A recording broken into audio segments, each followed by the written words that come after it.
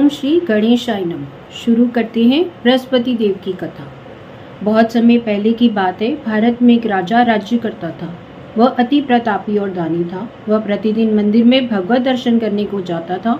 गुरु और ब्राह्मण की सेवा किया करता था। उसके द्वार से कोई भी याचक निराश नहीं लौटता था। वह प्रत्येक गुरुवार को व्रत रखता और पूजन करता था। हर दिन गरीबों की मदद करता था। परंतु ये सब बातें उसकी रानी को पसंद नहीं थी। वह न व्रत करती थी और न ही किसी को एक पैसा दान रूप में देती थी। वह राजा से भी ऐसा करने से रोकती थी। एक समय की बात है। राजा शिकार खेलने के लिए वन में चले गए थे। महल में सिर्फ रानी और दासी थी। उस समय गुरु बृहस्पति देव साधु का रूप धारण कर दरवाजे पर भिक्षा मांगने आए। साधु ने रानी से भिक्षा मांगी तो रानी कहने लगी, हे साधु महाराज जी, मैं इस दान पुण्य से तंग आ गई हूँ। इस कार्य के लिए तो मेरे पति देव ही बहुत है। अब मैं इस प्रकार कृपा करें कि सारा धन नष्ट हो जाए और मैं आराम से रह सकूं। साधु का भेष रखे बृहस्पति देव ने कहा, हे देवी, तुम तो अति विचित्र हो। संतान और धन से भी कोई दुखी होता है? सभी इसको चाहते हैं। पापी भी पुत्र और धन की इच्छा करता है। अगर तुम्हारे पास धन बहुत अधिक है तो भूखे मनुष्य को भोजन कराओ, ब्राह्मणों को दान दो, प्याऊ लगवाओ, धर्मशालाएं बनवाओ, कुआं, तालाब, बागड़ी, बाग, बगीचे आदि का निर्माण कराओ और कुंवारी कन्याओं का विवाह कराओ। साथ ही यज्ञ आदि भी करो। इस प्रकार के कर्मों से आपके कुल का नाम और आपका नाम परलोक में प्रसिद्ध होगा और स्वर्ग की प्राप्ति होगी। किंतु वह मूर्ख रानी साधु की बातों से खुश नहीं हुई। वह बोली, हे साधु महाराज जी, मुझे ऐसी संपत्ति की आवश्यकता नहीं है जो मेरे काम न आए तथा जिसको मैं अन्य लोगों को दान दूं, जिसनो रखने संभालने में ही मेरा सारा समय नष्ट हो जाए। साधु ने रानी को समझाने का बहुत प्रयत्न किया, परंतु रानी अपनी बात पर अड़ग रही। तब साधु ने कहा, हे देवी, यदि तुम्हारी ऐसी इच्छा है तो मैं तुम्हें जैसा बताता हूँ तुम वैसा ही करना। बृहस्पतिवार के दिन गोबर को घर से लीपना, अपने केशों को पीली मिट्टी से धोना, केशों को धोते समय ही स्नान करना, राजा से कहना हजामत करावे, भोजन में मांस मदिरा खाना, कपड़ा धोबी के यहाँ धुलने डालना। इस प्रकार 7 बृहस्पतिवार निरंतर करने से तुम्हारा सब धन नष्ट हो जाएगा। ऐसा कहकर साधु रूपी बृहस्पति देव अंतर ध्यान हो गए। रानी ने साधु के कहे अनुसार भरपेट 7 बृहस्पतिवार वैसा ही करने का विचार किया। साधु के बताए अनुसार केवल उसे 3 बृहस्पतिवार ही बीते थे कि उसकी समस्त धन संपत्ति नष्ट हो गई। कहे अनुसार भरपेट भोजन के लिए भी दोनों समय परिवार तरसने लगा और संसारिक भोगों से दुखी रहने लगा। इस प्रकार के अभावग्रस्त जीवन से तंग आकर एक बार राजा ने रानी से कहा, हे रानी, तुम यहाँ रहो, मैं दूसरे देश को जाता हूँ, क्योंकि यहाँ सभी मनुष्य जानते हैं, इसलिए मैं कोई कार्य भी नहीं कर सकता। देश की चोरी परदेश की भीख के समान है। ऐसा कहकर राजा परदेश चला गया। वहाँ जंगल से लकड़ी काट कर लाता और शहर में बेचकर जीवन यापन करने लगा। राजा के जाने के पश्चात इधर उसके बिना रानी और दासियां दुखी रहने लगी। किसी दिन भोजन मिलता, किसी दिन जल पीकर ही रहना पड़ता। एक समय रानी और दासियों को 7 दिन बिना भोजन किए व्यतीत हो गए तो रानी अपनी दासी से बोली, हे दासी, यहाँ समीप ही नगर में मेरी बहन रहती है। वो बहुत धनवान है। तू उसके पास जा और 5 सर भेजर मांग ला, जिससे कुछ समय के लिए गुजर बसर हो जाएगी। दासी उसकी बहन के पास गई। बृहस्पतिवार का दिन था। रानी की बहन उस समय ध्यान मगन होकर पूजा कर रही थी। दासी ने रानी की बहन से कहा, हे रानी, मुझे आपके पास आपकी बहन ने भेजा है, मुझे 5 सेर भेजर दे दो। दासी ने अपनी बात को अनेक बार कहा, परंतु रानी की बहन ने कोई उत्तर नहीं दिया, क्योंकि वह उस समय बृहस्पतिवार की कथा सुन रही थी। रानी की बहन ने जब दासी को कोई अपेक्षित उत्तर नहीं मिला तो वह अति दुखी हुई। उसे क्रोध भी आया। लौटकर रानी से बोली, हे रानी, आपकी बहन बहुत धनी स्त्री है, परंतु वह अति घमंडी भी है। छोटे लोगों से तो बात तक नहीं करती। 5 सेर भेजर लेने के लिए मैंने उससे कहा, परंतु उसने कुछ उत्तर नहीं दिया। इस प्रकार मुझे निराश और खाली हाथ ही लौटना पड़ा। रानी बोली, हे दासी, इसमें मेरी बहन का कोई दोष नहीं है। जब बुरे दिन आते हैं तो कोई सहारा नहीं देता, अपने पराये हो जाते हैं। अच्छे बुरे का ज्ञान विपत्ति में ही होता है। जो ईश्वर की इच्छा होगी वही होगा। ये सब हमारे भाग्य का दोष है। उधर पूजा समाप्त होने के पश्चात रानी की बहन ने सोचा, मेरी बहन की दासी आई थी, परंतु मैंने उसे कुछ उत्तर नहीं दिया, इससे वह बहुत दुखी भी हुई होगी। कथा सुनकर तथा विष्णु भगवान का प्रसाद ग्रहण करके अपनी बहन के घर गई और बोली, हे बहन, मैं बृहस्पतिवार की कथा कर रही थी। तुम्हारी दासी आई, परंतु कथा समाप्त होने से पूर्व ना उठते हैं ना बोलते हैं, इसलिए मैं ना बोली। बताओ दासी, किस कार्य के लिए मेरे पास आई थी?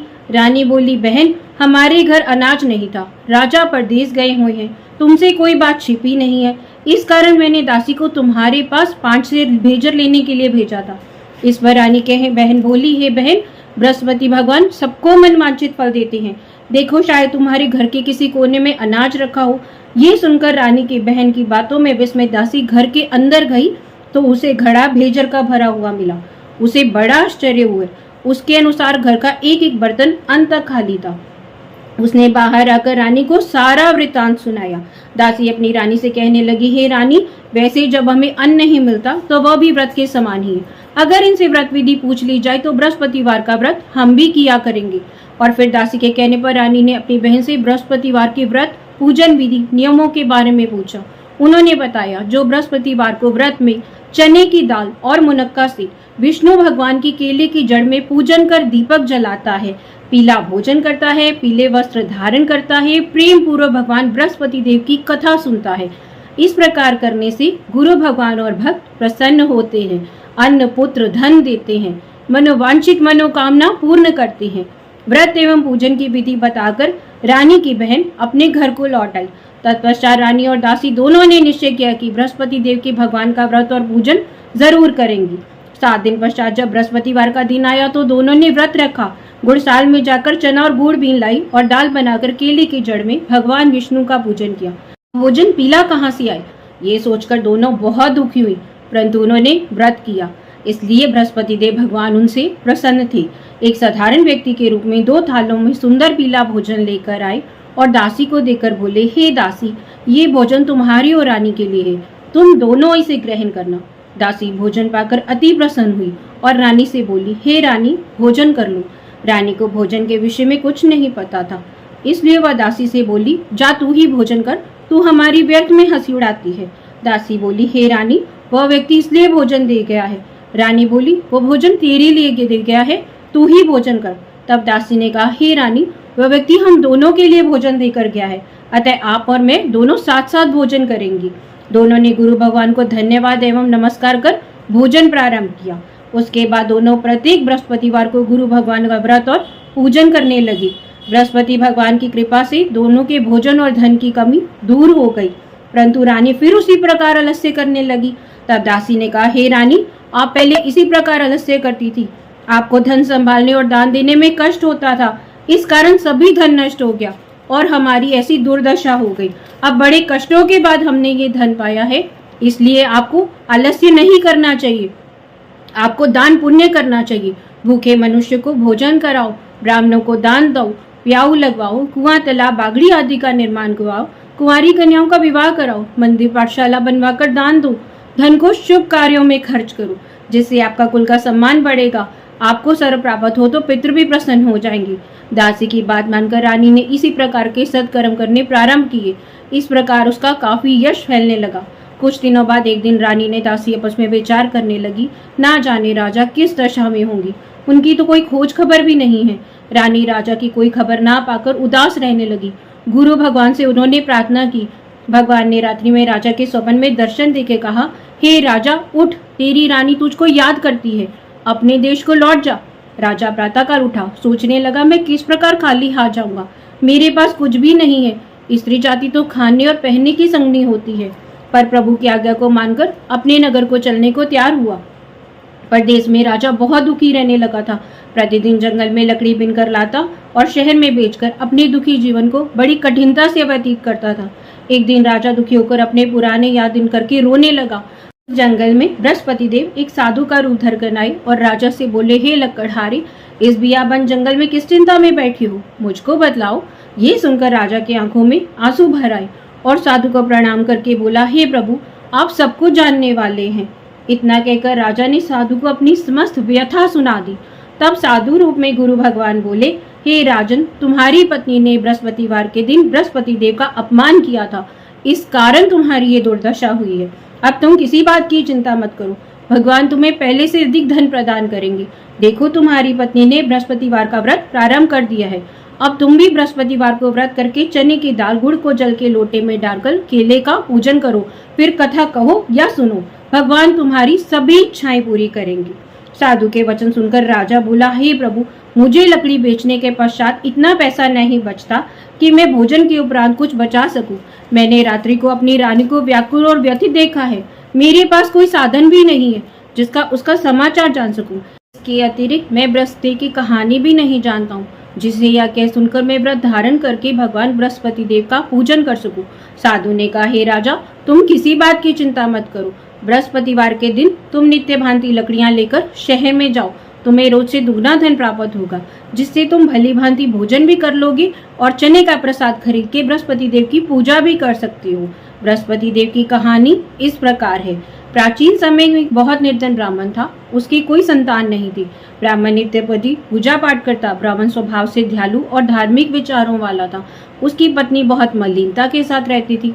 वह स्नान न करती थी, किसी देवता का पूजन भी नहीं करती थी। सुबह उठते ही भोजन करती थी, बाद में घर के अन्य कार्य करती थी। अपनी पत्नी की ऐसी आदत के कारण ब्राह्मण देवता बहुत दुखी रहते थे। उन्होंने अपनी पत्नी को बहुत समझाया, परंतु उसका कुछ परिणाम न निकला। भगवान की कृपा से ब्राह्मण की स्त्री की कन्या हुई। वह कन्या ब्राह्मण के घर बड़ी होने लगी। बालिका प्रातःकाल स्नान करके भगवान विष्णु का जप करती, बृहस्पतिवार का व्रत करती, पूजा पाठ समाप्त करके पाठशाला जाती तो मुट्ठी में जौ भर के ले जाती। पाठशाला के जाने के रास्ते में डालती जाती। भगवान बृहस्पति देव की कृपा से वही जौ स्वर्ण के हो जाते तो लौटते समय उनको बीनकर घर ले आती, उसे साफ करती। उसकी माँ ने उसे देख लिया तो कहा कि बेटी, सोने के जौ को फटकने के लिए तो सोने का सूप होना चाहिए। दूसरे दिन बृहस्पतिवार था। कन्या ने व्रत रखा और भगवान बृहस्पति देव जी से प्रार्थना की कि हे बृहस्पति देव, यदि सच्चे मन से मैंने आपका पूजन किया हो तो मुझे सोने का सूप दे दो। बृहस्पति देव ने उसकी प्रार्थना स्वीकार कर ली। नित्य की भांति वह कन्या जौ फैलाती हुई पाठशाला में चली गई। पाठशाला से लौटकर जब जौ बीन रही थी तो बृहस्पति भगवान की कृपा से उसे सोने का सूप प्राप्त हुआ। उस सोने के सूप को वो घर ले आई और जौ साफ करने लगी, परंतु उसकी माँ का तो वही आचरण रहा। एक दिन वह कन्या सोने के सूप में जौ साफ कर रही थी कि अचानक नगर का राजकुमार वहां से होकर निकला। कन्या रूप कार्य को देखकर राजकुमार कन्या पर मोहित हो गया। राजमहल लौटकर राजकुमार अन्न जल त्याग कर उदास लेट गया। राजा ने अपने पुत्र द्वारा अन्न जल त्यागने का समाचार ज्ञात हुआ तो मंत्रियों के साथ वह राजकुमार के पास गए और बोले, बेटा, तुम्हें किसी बात का दुख है? किसी ने तुम्हारा अपमान किया है अथवा कोई कारण हो, मुझे बताओ, मैं वही करूंगा जिससे तुम प्रसन्न हो जाओ। राजकुमार ने अपने पिता की बातें सुनी तो बोला, आपकी कृपा से मुझे किसी बात का कष्ट नहीं है। किसी ने मेरा अपमान भी नहीं किया, परंतु मैं उस कन्या के साथ विवाह करना चाहता हूँ जो सोने के सूप में जौ फटक रही थी। ये सुनकर राजा आश्चर्य में पड़ गया। बोला, हे राजकुमार, इस तरह की कन्या का पता तो तुम ही लगाओ, मैं तुम्हारा विवाह उसके साथ अवश्य करा दूंगा। राजकुमार ने प्रसन्न होकर राजा को उस ब्राह्मण कन्या के घर का पता बता दिया। राजा के आदेश पर मंत्री उस कन्या के घर गए। राजा का आदेश ब्राह्मण को कह सुनाया। कुछ दिनों बाद ब्राह्मण कन्या का विवाह राजकुमार के साथ हो गया। कन्या के घर से विदा होते ही ब्राह्मण के घर पहले की तरह निर्धनता वास करने लगी। भोजन के लिए अनाज बड़ी मुश्किल से मिलता था। एक दिन ब्राह्मण देवता अपनी बेटी से मिलने गए और सारा हाल कह सुनाया। ब्राह्मण ने पुत्री को कहा तो बेटी ने बहुत सा धन देकर अपने पिता को विदा किया। इस प्रकार ब्राह्मण का कुछ समय तो सुखपूर्वक व्यतीत हुआ, लेकिन स्थिति फिर वहीं की वहीं आ गई। ब्राह्मण फिर बेटी के पास गया तो बेटी ने कहा, पिताजी, आप माताजी को यहाँ लिवा लाओ, मैं उन्हें विधि बता दूंगी जिससे दारिद्रता दूर हो जाएगी। ब्राह्मण देवता अपनी पत्नी को साथ लेकर राजमहल अपनी पुत्री के पास पहुंचे तो पुत्री माँ को समझाने लगी, माँ, तुम सुबह उठकर सर्वप्रथम स्नान आदि करके भगवान विष्णु का पूजन किया करो, इससे निर्धनता दूर हो जाएगी। परंतु उसकी माँ ने एक ना मानी। वह सुबह उठते ही सर्वप्रथम अपनी पुत्री और बच्चों का जूठन खा लेती थी। एक दिन उसकी बेटी को बहुत गुस्सा आया। उसने कमरे में से सारा सामान निकालकर अपनी माँ को उसमें बंद कर दिया। सुबह उठकर स्नान करवा के पूजा पाठ करवाया तो उसकी माँ की बुद्धि ठीक हो गई। अब वह प्रतिदिन पूजा पाठ करती, प्रत्येक बृहस्पतिवार का व्रत रखने लगी। इस व्रत के रखने से उसकी माँ अत्यंत धनवान और पुत्रवती हो गई। बृहस्पति देवता की कृपा से वृद्धावस्था में मृत्यु को प्राप्त होकर स्वर्ग को गई। वह ब्राह्मण भी सुख पूर्वक इस लोक में सुख होकर स्वर्ग को प्राप्त हुआ। इस प्रकार कहानी कहकर साधु देवता वहां से अंतर्ध्यान हो गए। धीरे धीरे समय बीत गया। बृहस्पतिवार का दिन आया। लकड़हारा रूपी राजा जंगल में लकड़ी काटकर शहर में बेचने गया। आज उसे अन्य दिनों से अधिक धन मिला। राजा ने चना गुड़ लाकर भगवान विष्णु का पूजन किया तथा बृहस्पतिवार का व्रत किया। उस दिन के उसके सभी कष्ट दूर हो गए, परंतु अगले बृहस्पतिवार को व्रत करना भूल गया। इस कारण बृहस्पति भगवान उससे रुष्ट हो गए। उस दिन नगर के राजा ने विशाल यज्ञ का आयोजन कराया था। अपने समस्त राज्य में घोषणा करवा दी थी, कोई मनुष्य अपने घर भोजन ना बनावे, ना ही आग जलावे। सब लोग मेरे यहाँ भोजन करने आए। जो आज्ञा को नहीं मानेगा उसे सूली पर लटका दिया जाएगा। राजा के आज्ञा अनुसार राज्य के सभी निवासी राजा के भोज में सम्मिलित हुए, परंतु लकड़हारा कुछ विलंब से पहुंचा, इसलिए राजा उसे भोजन कराने अपने साथ महल में ले आए। जब राजा लकड़हारे को भोजन करा रहे थे तो रानी की दृष्टि उस खूंटी पर पड़ी जिस पर उसका 9 लखा हार लटका हुआ था। उसे हार लटका दिखाई नहीं दिया। रानी ने निश्चय किया, मेरा हार इस लकड़हारे ने चुरा लिया। उसी समय रानी की जिद पर राजा ने सैनिक बुलवाकर लकड़हारे को जेल खाने में डलवा दिया। जेल खाने में बंद लकड़हारा बहुत दुखी होकर विचार करने लगा, ना जाने कौन से पूर्व जन्म का कारण मुझे ये दुख प्राप्त हुआ है। जेल में बंद लकड़हारा बृहस्पति देव को याद करने लगा। तत्काल बृहस्पति देव साधु के रूप में प्रकट हो गए और उसकी दशा देखकर कहने लगे, अरख मूर्ख, तू बृहस्पतिवार के दिन बृहस्पति देव की कथा व्रत करना भूल गया था, इस कारण तुझे ये दुख प्राप्त हुआ है। अब किसी बात की चिंता मत कर। बृहस्पतिवार के दिन जेल खाने के दरवाजे पर तुझे 4 पैसे पड़े मिलेंगे, तो उनसे प्रसाद मंगवाना, भगवान बृहस्पति का पूजन करना और कथा कहना। कथा का प्रसाद स्वयं भी ग्रहण करना, दूसरों को भी खिलाना। इस प्रकार करने से तुम्हारे सभी कष्ट दूर हो जाएंगे। अगले बृहस्पतिवार को राजा के जेल के दरवाजे पर 4 पैसे पड़े मिले। राजा ने पूजा का सामान मंगवाकर कथा कही और प्रसाद बांटा। उसी रात बृहस्पति देव जी ने उसे नगर के राजा के सपने में दर्शन देकर कहा, हे राजा, तूने जिस आदमी को जेल खाने में बंद कर दिया वह निर्दोष है, वह राजा है, उसे छोड़ दे। रानी का 9 लखा हार वहीं लटका हुआ है। अगर तू ऐसा नहीं करेगा तो तेरा राज्य नष्ट कर दूंगा।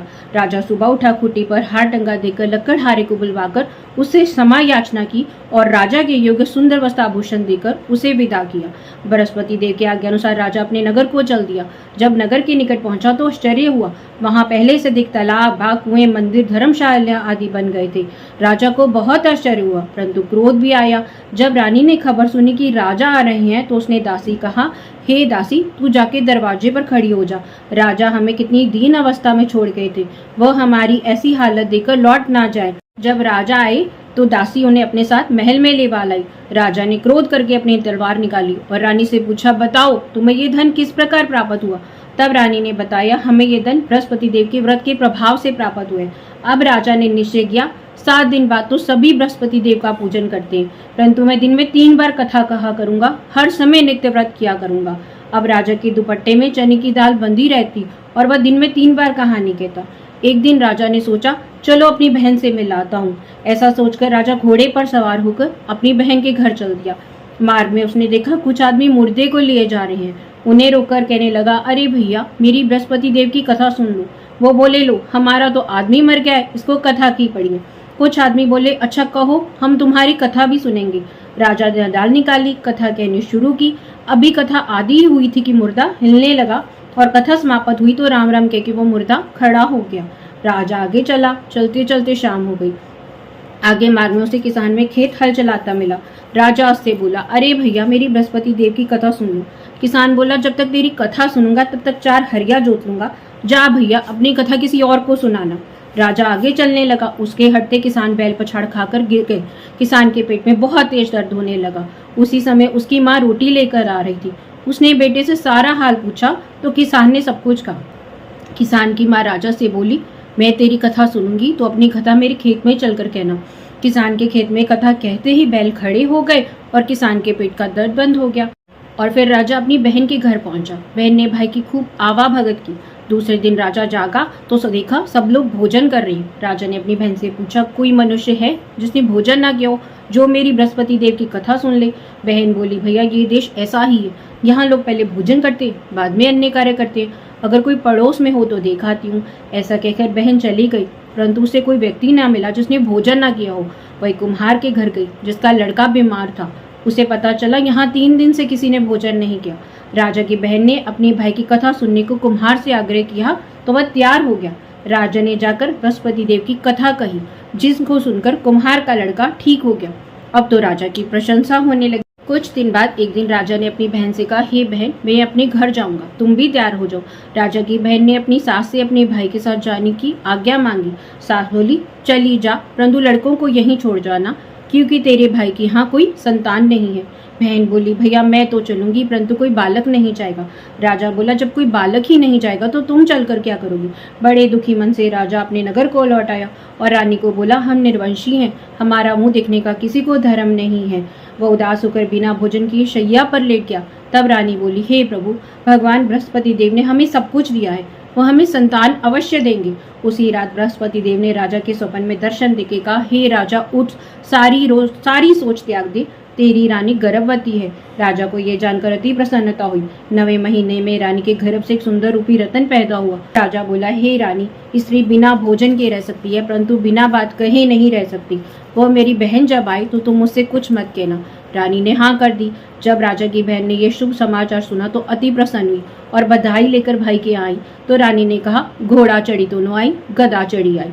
राजा की बहन बोली, भाई, अगर मैं इस प्रकार ना कहती तो तुम्हें औलाद कैसे मिलती। भगवान बृहस्पति देव ऐसे ही हैं, जिसके मन में जैसी कामनाएं होती हैं सभी को पूर्ण करती हैं। जो श्रद्धा पूर्वक बृहस्पतिवार का व्रत करता है, कथा पढ़ता है, सुनता है, सुनाता है, बृहस्पति देव उसकी मनोकामनाएं पूर्ण करते हैं। बृहस्पति सदैव उसकी रक्षा करते हैं। जो श्रद्धा एवं संपूर्ण आदर भाव से बृहस्पति देव का पूजन और सच्चे दिल से व्रत करते हैं, बृहस्पति देव उनकी सारी मनोकामनाएं पूरी करते हैं। बृहस्पति देव की कथा का गुणगान करना चाहिए। बृहस्पति देव सभी इच्छाएं पूरी करते हैं। कथा सुनने के बाद भगवान का प्रसाद जरूर ग्रहण करना चाहिए और सच्चे मन से भगवान बृहस्पति देव का मनन करते हुए उनकी जय जयकार करनी चाहिए। बोलो बृहस्पति देव की जय।